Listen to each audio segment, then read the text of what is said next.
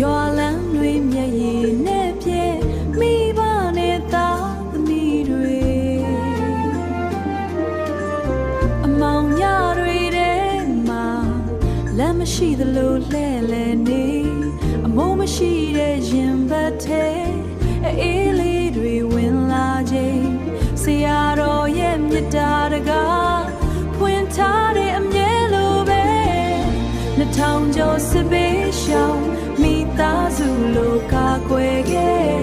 သုံးနှစ်တိုင်းမရမနာကျွေးမွေးခဲ့တဲ့မြတ်တာကြီး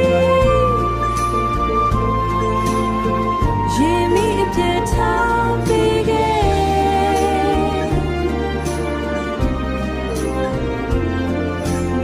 ဘဝတွေကိုအလင်းပေး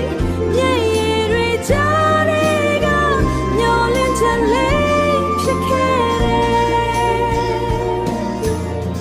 ကြီးစွန်တွေရဲ့အတန်တိုင်းတိုင်းနဲ့